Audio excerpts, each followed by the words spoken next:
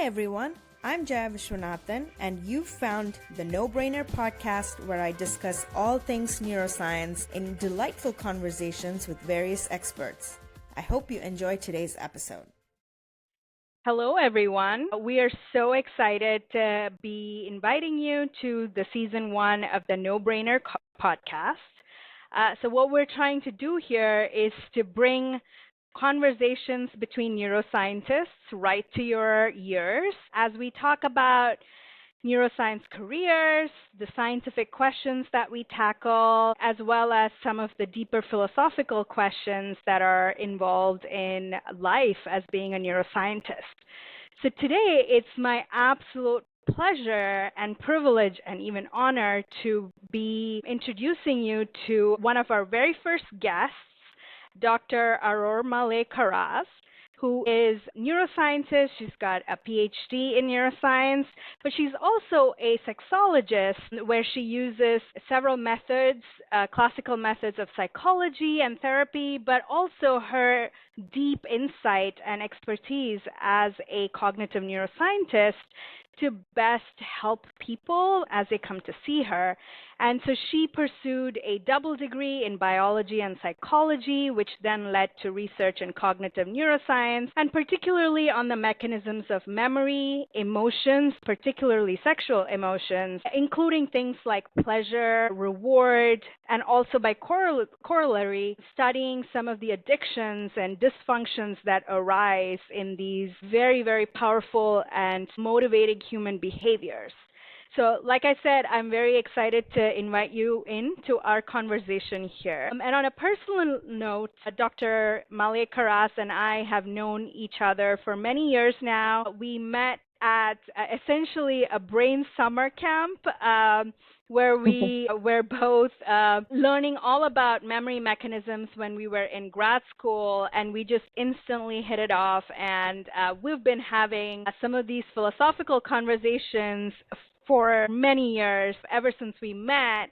And so, it's such a great way for me to get into season 1 of the No Brainer podcast myself, just starting this conversation with one of my dearest friends. So with that, I'm going to get started. And one of the first questions, Aurore, if you can talk to the audience and tell us, you've had such an interesting career with so many pivots where you navigated transitions, but also you've had along the way accumulated so much expertise and knowledge and insight. So why don't you tell us a little bit about your journey in your own words and what you enjoy about your work? Okay, so first, thank you so much. I'm so happy to be here with you on this podcast, and I'm a bit excited because we've been like friends at first sight, if I can say, from the beginning. And it's true that we are having this conversation for so long. So now it feels a bit like when you are talking, I was feeling a bit like it's a bit exhibitionism that we are inviting people to listen. To our conversations. So I'm very happy to be here with you. So that being said, to answer your question, my journey actually began very early, as I think many scientists in childhood. We fell in love with being obsessed with some subjects. So for me, it was mainly animal behavior. And really, the love of animals have never left me. And I've been very curious, and it was very weird for me to understand why people dislike animals. And it began to really evolve into some people to realize when I was like 9 or 10, I'm really talking at this age, how people actually despise the animal within us. So this, when I was a child, was just there. And now, actually, this has been the running theme all my life. That's why actually I became interested into biology first, but also psychology. And so I'm coming from France, and in France, when I did my studies, it's less the case now, but back then, you really had like biology on the side, like really biology, neuroscience, neurobiology, which is more like the cell level, the cellular level, the molecular level. And right there, over there, you had like human psychology, which at the time was mainly psychoanalysis. So for me, it was a bit difficult to navigate this. So that's why in France, it's very different than in the US, in Canada, or UK, or other countries such as Germany, where I did my PhD. So that's why I had to do this double degree with biology and psychology, and then combine the two. And after on, I chose laboratories for my masters and my PhDs, and even afterwards, when I came back a bit back in Paris, to be with person who actually worked on the research of biological understanding of how the brain is functioning, but the questions that they were asking were from cognitive neuroscience, from human psychology, and like with having big theories of how memory works and human theoretical background. So I've been back and forth, actually, human psychology and mechanisms of biology. So that was the big thing in my when I was in academy.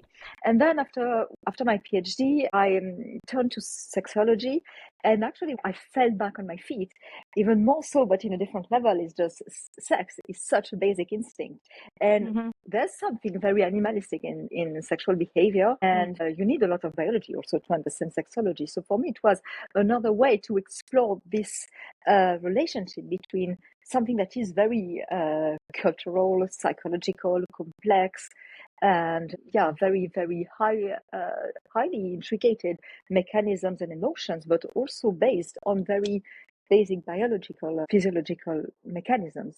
So that's why I become interested into sexology.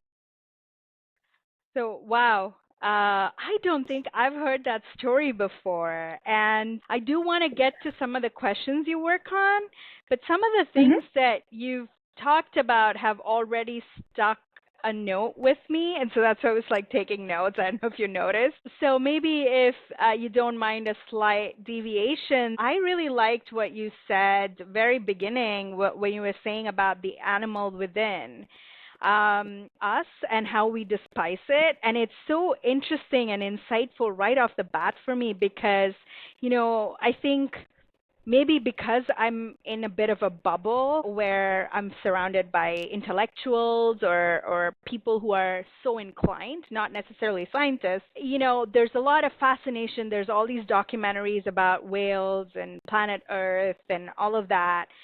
And, I find myself in a lot of conversations where people are constantly talking about, oh, did you hear about like ants do this? Or like, a hyena, the sexual behaviors of hyenas is so fascinating or whatever.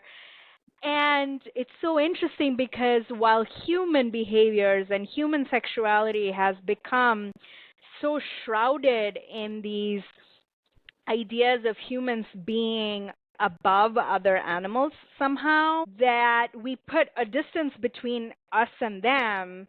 And that to me is so fascinating in and of itself. Like, where does this idea even come from? Well, we don't need to go that deep where this idea comes from. But so let me like walk that back a little bit. But it's just this idea of like when you meet patients or see people who have wrapped up ideas of cultural identity or religious ideas that then influence their neuroscience, their biology, their behavior to an extent where they're constantly judging themselves or putting themselves through a hard time. What would you say to those people? Like, what are some of those? What are some of the things you might tell them? So, well, of course, we are biological animals, of course, but we are also cultural beings. And I will actually always, in my office as a therapist, I will look for this type of cultural education. And of course, when you were talking, we do know where this idea, this rough separation between animals and humans come from. It's come from the Bible, very clearly. So Yeah. there's always a joke that I always give, because when I give classes, because I'm still sometimes teaching to professional medical doctors and so on, or when I give a conference, I have always a person who come after me and ask me, okay, if there's one book I need to know about sexology, what will be this one book? And I said Huh. this as a joke, but actually it works. It's, well, to really understand sexology, you need three basic books. You need Darwin, you need Okay. the law, so the penal code, and you need the Huh. Bible. And actually, when you have those three big bases, you can roughly understand more or less where you are. But I also give it as a joke to show the the scope that is almost inhumane, because it's a lot of work.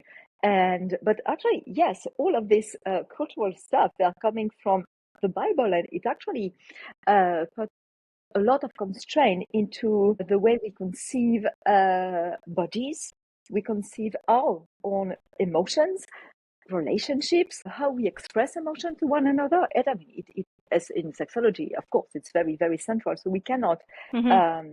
how to say, cut it through. We have to talk about it at some point. Yeah.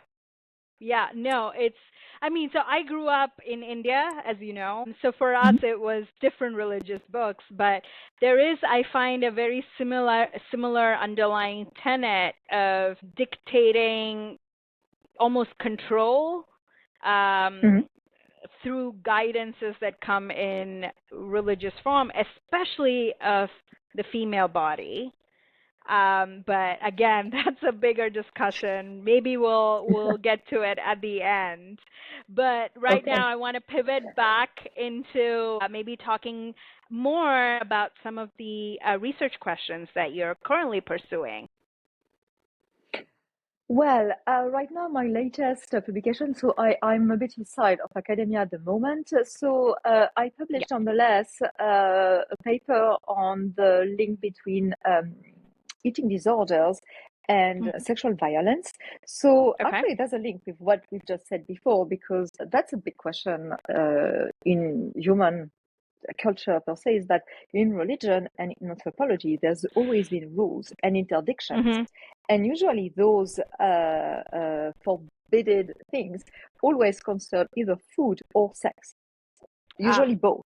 You cannot eat everything in any ways, and it works the same way with sex. You cannot anyone in any way you Right. want. So there are rules and interdiction in the two, but there are very, very little actually scientific literature on this. And Mhm. one of the way I could enter this relationship between those two basic functions, because in Mhm. Darwinism, we know that an animal wants to survive and reproduce.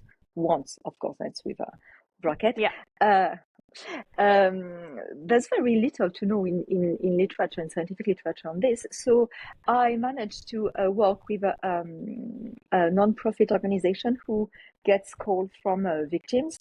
And on Mm. those calls, I worked for a sample of 4.5 years. We Mhm. got a big sample, which was very strong for epidemiological survey. So we were above 12,000 Oh wow. victims. And within those 12,000 victims, we looked for voluntary expressions of eating disorders. Mm. So we had roughly 86 person who Mhm. declared having eating disorders, which actually is interesting because we already are with this sample above most of meta-analysis of eating disorder literature. Yeah. Yeah. And so that was a very interesting research, because it's a research that is a bit in a different field. Usually when you have research Yeah. on disorders or diseases, you will have something that is very clean, something that Mhm. is coming from, I mean, like for NIH, you know how it is. It's very framed, it's very clean. We are a bit far away from the field, from nature. But when you work in an office, you have someone, it's not something that is as clean or as well described. When you have someone in front of you, it's not an Mm. archetype of the DSM book. It's Yep. a person who doesn't know why she or he is sick. And that was very interesting to have people who just coming, like, it's very rough, it's very unclean data, but you can extract a lot of meaning from this type of data. And what was the aim of this research? So we conducted this research with the president of this nonprofit, which is a medical doctor, and she's a pioneer in women sexual violences against women and children, Emmanuel Chet, with another therapist, Delphine Bernard, who is specialized into eating disorders and sexual violence, and another medical doctor who is a director of the nutrition laboratory in a hospital of Reims. So it's a very French study. So we looked at the pathological, the clinical, le tableau clinique. So it's like different pathologies and comorbidity that those people who declared eating disorder after sexual violence, after being abused, what they have. And you can see that actually what was interesting was not actually the prevalence, if we had a lot of not, because it was not the point, but what do these people look like? And actually we had a lot of persons who actually were treated for eating disorders, but absolutely not for trauma. And so actually this has a lot of impact for medical professions who are actually not addressing properly the trauma, but rather addressing the symptom, and the victim is not properly helped. And there's a lot of also pathologies that come within, like PTSD, addictions, things that are much more known nowadays with sexual violence. But eating disorder is actually very interesting, and it's very underlooked. So it's a bit less so in the US, but in France, we're still a bit behind all of this different symptoms after sexual assault. And what was interesting also in this study is that actually the victims were much more younger.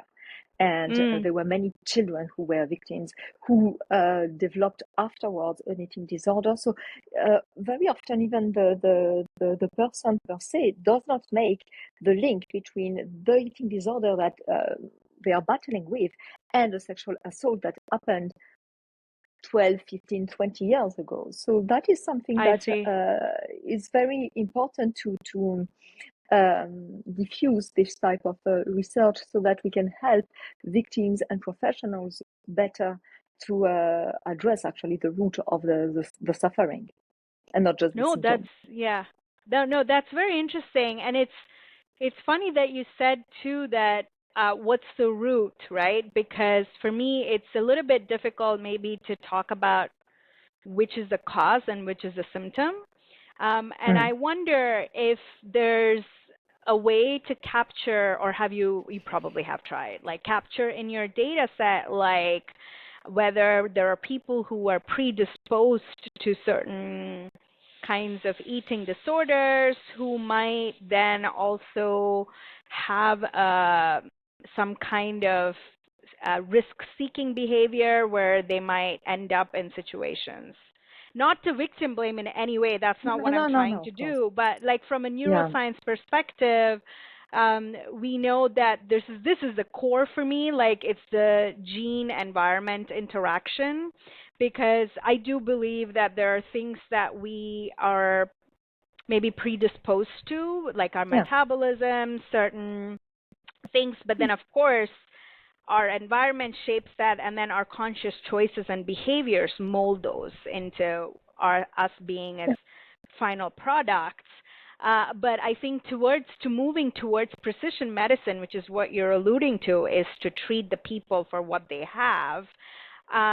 What is the next step in this kind of research?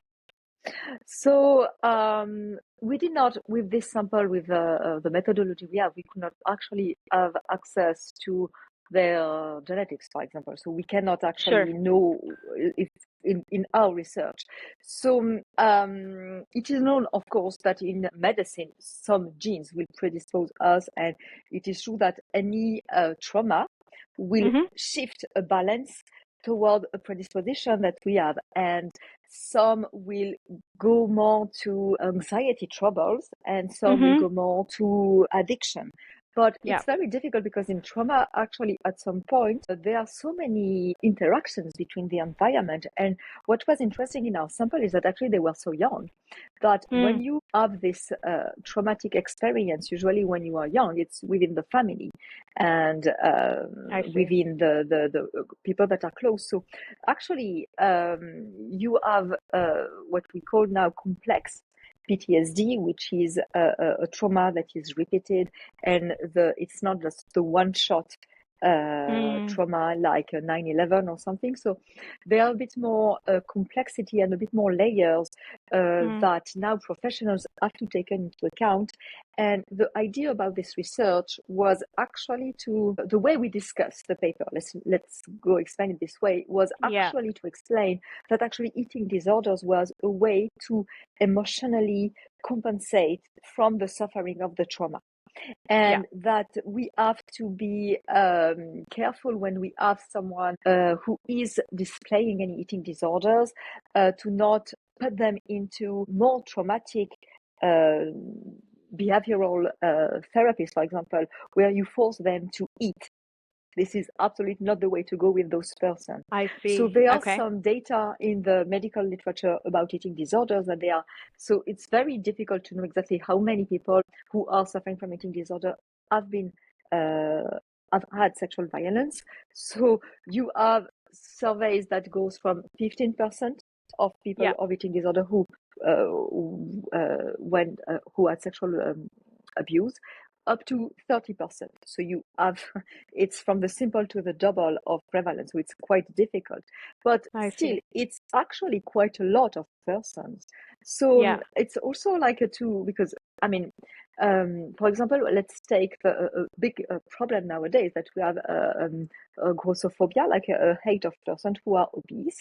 Actually, we saw that there's a lot of obesity and bulimia and hyperphagy when you eat a lot and compulsively. Many doctors will actually tell them to just go on a diet and do some sport. And well, you cannot say that to someone who has been sexually abused. So this is also like a wake-up call for the doctors that you need to think a bit what you're dealing with when you have a human being in front of you. And sometimes other therapies, because I work a lot with people who have been victims, I receive actually quite often, this type of testimonies of women who have been very shocked and who do not trust in science and medicine anymore because actually we don't educate enough in this direction. The primary care doctors. Yes. So the idea of this research was actually I understand and I'm all for a medicine that is very targeting the problem, but actually it will also be interesting to train doctors to be more humane and to understand there's a lot of humanity to have, and we need to be careful with what we are dealing with because it's still human beings. Yeah. And it's so interesting too because so this is eating disorders for me.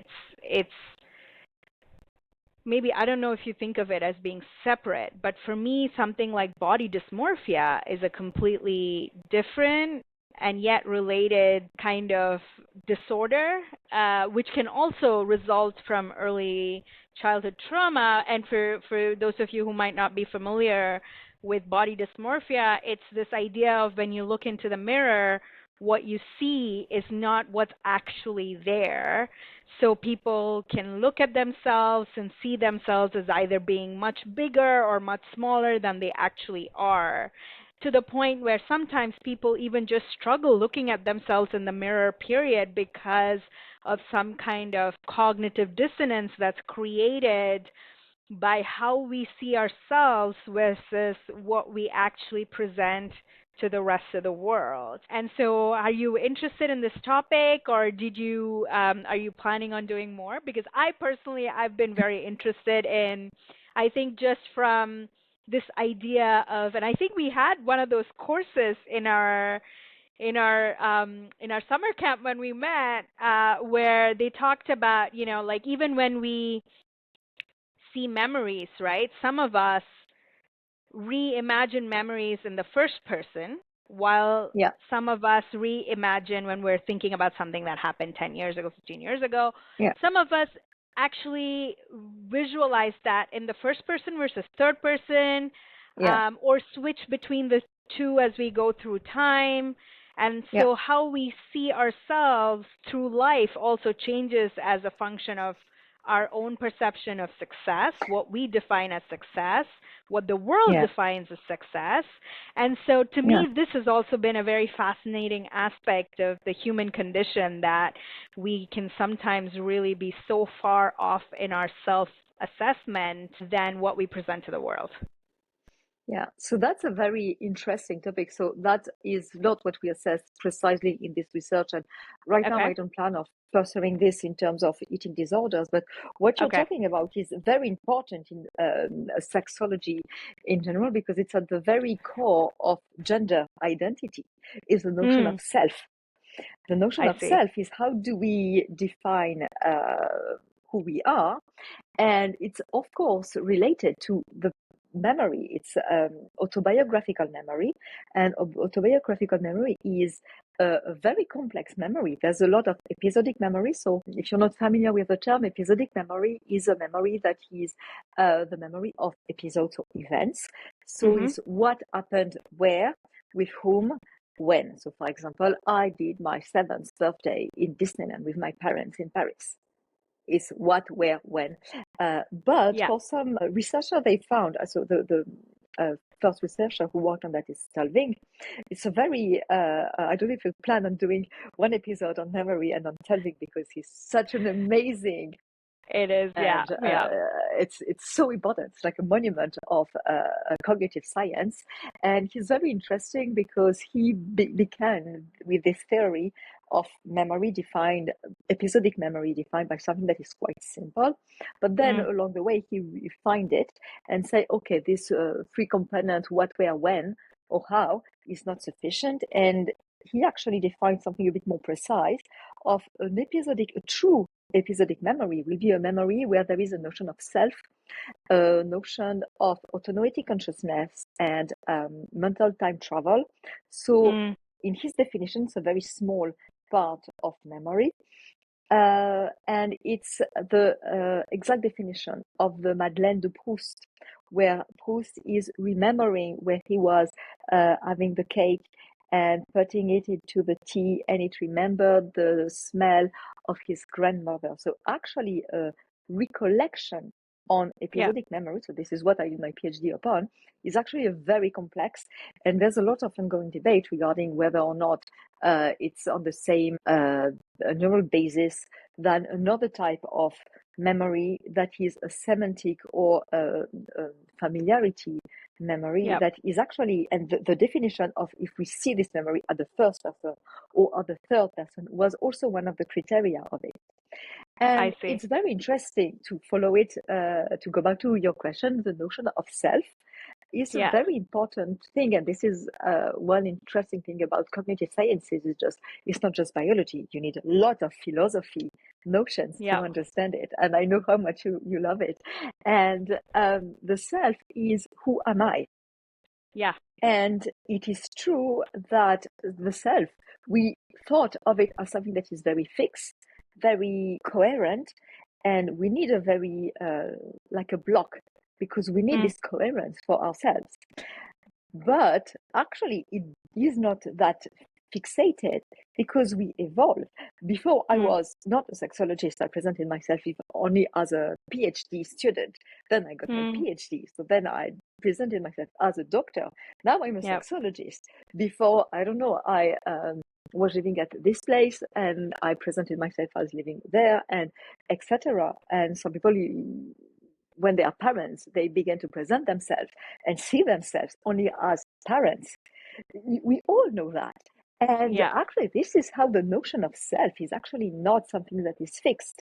And when you have this notion of self and you put it at the very center of identity as a whole, you understand way better the notion of flexibility, of gender fluidity that we now have. And we know that it is science-based and it's proven So this is Yeah. important to have this knowledge to educate people better to a bit more acceptance of gender fluidity, or people who need Yeah. actually to transition and who do not feel aligned with their sex, physiological sex.